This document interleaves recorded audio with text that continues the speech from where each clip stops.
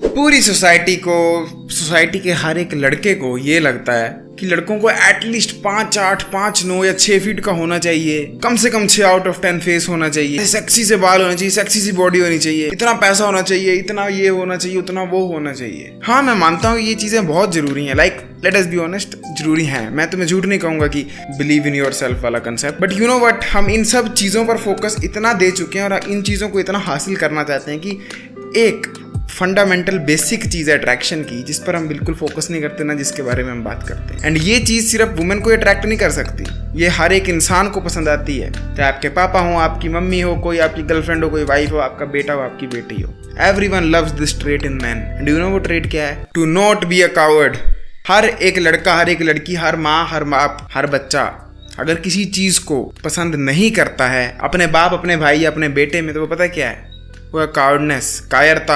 आप जितने कायर होगे आपको लोग उतना ही हेट करेंगे, चाहे जान के करें या अनजाने होकर कर दें। जो मर्द डरपोक है, कावर्ड है, जिसकी बॉल्स में दम नहीं है कुछ भी करने का, वो in my opinion weakest and lowest point है हमारे जीन पूल का। लाइक केवमैन के टाइम पर चले जाओ, उस समय जो बंदा कावर्ड था वो ना ही अपने बच्चों को 5 मिनट में मरवा सकता था, ना ही वो अपनी वाइफ को मरवा सकता, बट वो खुद भी मर सकता था। जो मर्द कावर्ड होता है, जो डरपोक होता है, जिसकी गोटियों में दम नहीं होता है, वो 0 वैल्यू का होता है अपने फ्रेंड्स, अपनी फैमिली, अपनी गर्लफ्रेंड, अपनी वाइफ, अपने बच्चों के लिए। वो इस तरह की गाय होता है जो कि दूध देना बंद कर चुकी है। जो मर्द कावर्ड होता है वो किसी भी थोड़ी सी मुसीबत में 5 मिनट में वाइप आउट हो जाएगा।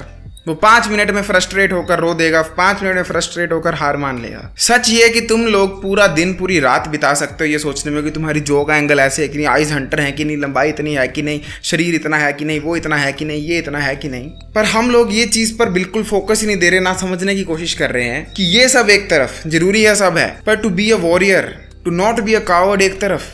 क्योंकि अगर एक चीज़ जो कि कंपल्सरी है फॉर अ मैन, वो है टू बी अ वॉरियर। अगर आप एज अ मैन फट्टू हो तो I don't think you are a man. आपकी फैमिली, आपके माँ बाप, आपकी फ्यूचर की वाइफ, फ्यूचर की गर्लफ्रेंड, आपके बच्चे, सब लोग एक ही चीज़ डिमांड करते हैं आपसे, वो भी बिना बोले हुए। वो पता है क्या है? To be a warrior.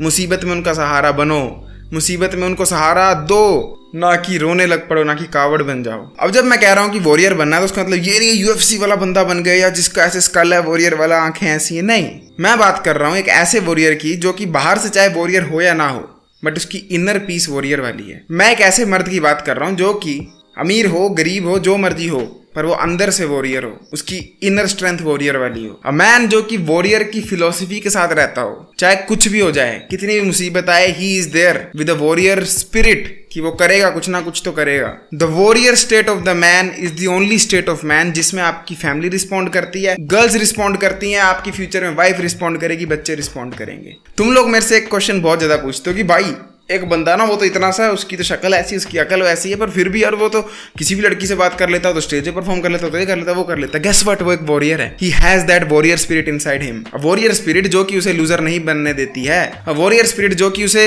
एक एरोगेंस देती है, एक पहाड़ जितनी बड़ी ईगो देती है, ऐसा फील करवाती है कि वो सब कुछ कर सकता है। एंड इसीलिए वो उस गर्ल को डेट कर रहा है जिसके तुम सपने लेते हो, इवन दो वो तुमसे अगली है। एंड इसीलिए फ्यूचर में चलकर वो तुम्हारी फेवरेट जॉब भी कर लेगा, इवन दो वो तुमसे दिमाग में कम है।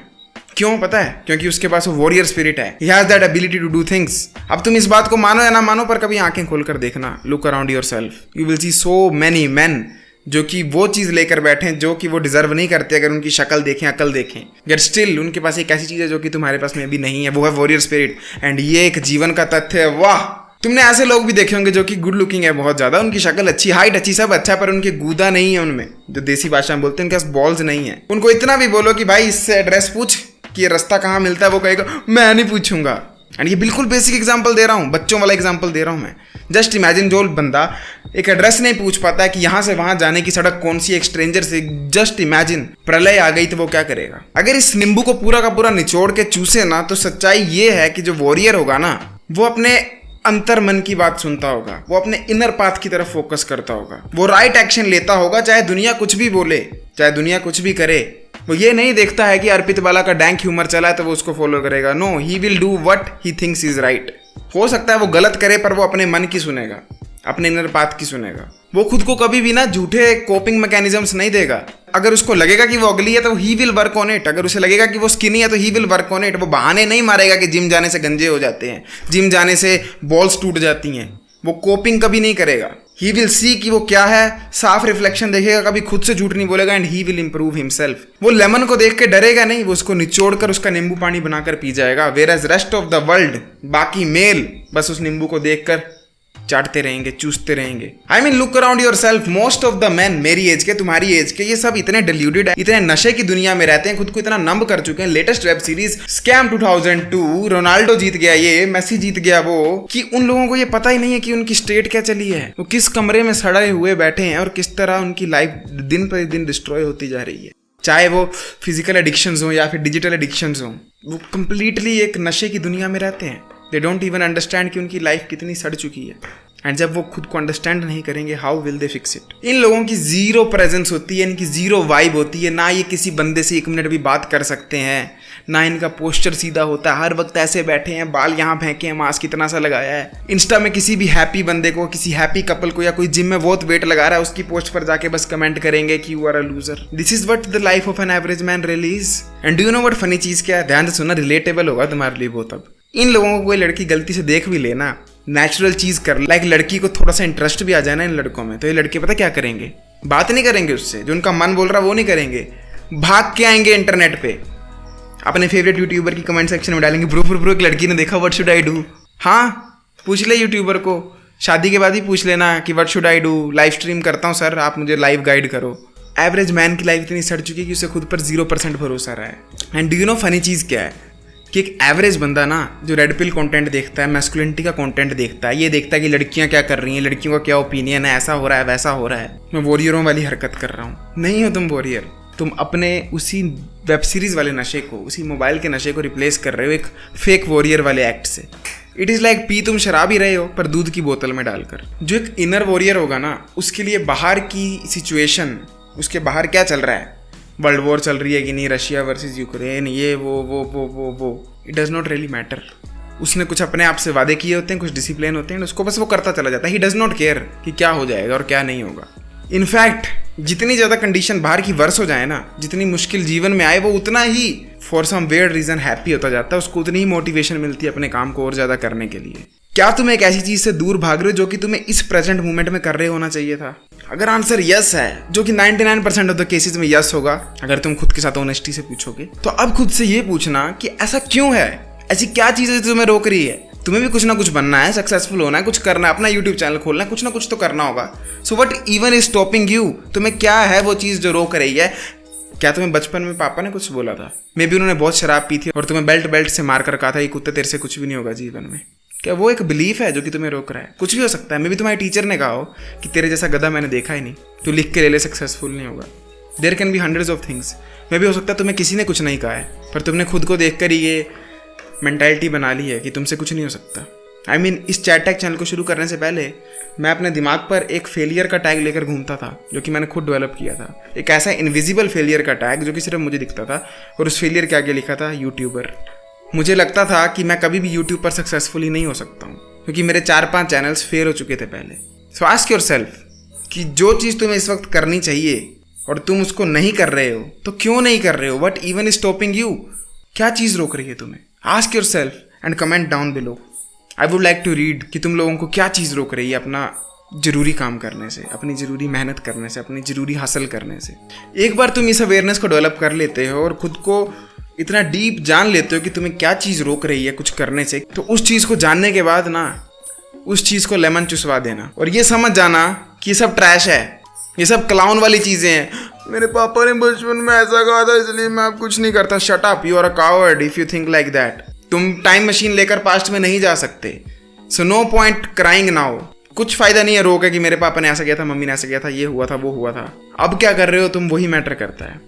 तो जितनी भी चीज़ें, जितने भी बिलीफ्स आते हैं कि तुम्हारे साथ ऐसा क्यों होता है, वैसा क्यों होता है, तुम क्यों खुद पर वर्क नहीं करते हो, उसको पकड़ो और उसको लेमन चुसवाओ और नेक्स्ट 6 मंथ के लिए वो काम करना शुरू कर दो जो कि तुम्हें इस वक्त कर रहे होना चाहिए था, जो कि तुम लास्ट 8 मंथ से सोचे जा रहे हो, पिछले साल के दिसंबर 31 से सोचे जा रहे हो कि मैं ये करूंगा, पर आज दिन तक किया नहीं। उसको करना शुरू कर दो। सोचो कि तुम एक बुद्धू जानवर हो जिसको ये चीज़ों का पता ही नहीं है कि मेंटल हेल्थ क्या होती है, ये क्या होता है, वो क्या होता है। वो बस काम करना जानता है और तुम काम करो। नेक्स्ट 6 मंथ करो, trust me, it will all change. I mean मैं अगर अपना ही एग्जाम्पल दूं तो मेरे को ये हमेशा विश्वास था कि मेरा चैनल कभी नहीं चलेगा, पर जब मैं इस चैनल पर कंटेंट डालना शुरू किया ना, आई नेवर लुक्ड बैक। मैंने 6-7 मंथ नॉन स्टॉप वीडियोस डाली। आई डिड नॉट केयर कि मैं खुद को पहले फिक्स कर लूँ, ये है वो है ये नो, आई जस्ट न्यू कि भले ही मुझे लगता है मैं फेलियर हूँ बट आई डोंट केयर, मैं खुद को रॉन्ग प्रूव करूंगा। And that is the type of mentality you need. Trust में अगर तुम कोई ऐसी चीज करना शुरू कर देते फॉर द नेक्स्ट 6 मंथ, जो कि तुम्हें इस वक्त कर रहे होना चाहिए था, और इन सब टैग्स को, इन सब बचपन की सुनी बातों को, इन मेंटल हेल्थ वाली चीजों को परे फेंक देते हो, बस काम करते हो ना, ट्रस्ट में तुम्हारी लाइफ रेडिकली डिफरेंट हो जाएगी। लाइक बिल्कुल 180 डिग्री टर्न बजेगा। अपना एक रास्ता ढूंढो, अपने रास्ते को देखो, बस उस पर चलना शुरू करो। भूल जाओ कि कुछ है कुछ नहीं है, कोई बिलीफ है, कोई ये है, कोई वो है। Just keep walking on your path. बिल्कुल कंज्यूम हो जाओ अपने लक्ष्य के साथ, अपने रास्ते के साथ, जो तुम्हें करना है, जो तुम्हें बनना है, उसके साथ कंप्लीटली एक हो जाओ, उसमें पूरा का पूरा समा जाओ, उसमें विलीन हो जाओ। अपने उस गोल को दीवारों में चिपका दो, अपने मोबाइल पे चिपका दो, मे बी अपनी बॉडी पे गजनी की तरह लिख दो। बस उस चीज़ से डिस्ट्रैक्ट मत हो, क्योंकि दैट इज़ द थिंग जो कि तुम्हें धीरे धीरे एक कावर्ड से, एक पुसी से एक वॉरियर बनाना शुरू करेगी। बस ये सोचो कि और कोई चीज़ महत्व नहीं रखती, और कोई चीज़ की तुम्हारे लिए रेलेवेंस ही नहीं है, कोई चीज़ तुम्हारे लिए ज़रूरी ही नहीं है एक्सेप्ट द पाथ जो कि तुमने खुद के लिए चूज़ किया है। एंड ये एक जीवन का तथ्य है।